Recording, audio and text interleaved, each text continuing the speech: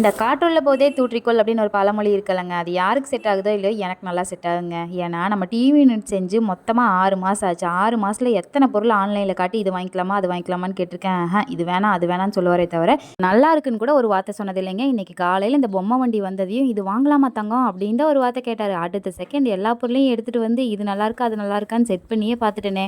இந்த பொம்மையெல்லாம் செட் பண்ணுறேன்னு சொல்லி மேலே இந்த ஃபோட்டோவை மனுஷன் பொசுக்குன்னு கையில் கழட்டி கொடுத்துட்டாரு. பொக்குன்னு போயிட்டேன். இருந்தாலும் பரவாயில்ல, அந்த இடத்துல ஃபோட்டோவை விட புத்தர் சிலை இருந்தது, அழகா இருந்தது. அதனால விட்டுட்டேன். எனக்கு பிடிச்சது இந்த யானை, அவருக்கு பிடிச்சது இந்த புத்தர், ஜெய்குட்டிக்கு பிடிச்சது இந்த பாவை, எல்லாமே சேர்ந்து சூப்பராக இருந்தது நம்ம டிவி யூனிட்ல. அடுத்த நாள் காலையில் கம்பெனிக்கு வந்தாச்சுங்க. கம்பெனியில் வந்து பார்த்தீங்கன்னா தேங்காய் உடச்சி காய வச்சிருந்தோம். தேங்காய் எண்ணெய் ஆட்டுறக்காக எல்லாமே பக்குவமாக ரெடி ஆயிடுச்சு. எடுத்துகிட்டு போய் ஆட்டிட்டு வந்துடுவோம்னு பார்ட்னர் சொன்னாங்க. சரின்னு சொல்லி 2 பேர் கிளம்பியாச்சுங்க. நாங்கள் போன நேரம் எண்ணெய் மில்லுலையும் கூட்டமே இல்லை. அதனால போனதையும் ஆட்டிட்டு வந்தாச்சு. நம்மக்கிட்ட சுத்தமான தேங்காய் எண்ணெய் அவைலபிள் இருக்குங்க. வேணுங்கிறவங்க ஸ்க்ரீனில் தெரியிற வாட்ஸ்அப் நம்பரில் வாட்ஸ்அப் பண்ணி பை பண்ணிக்கோங்க. உங்களை நாளைக்கு இன்னொரு வீடியோவில் பார்க்குறேன். அது வரைக்கும் பாய்.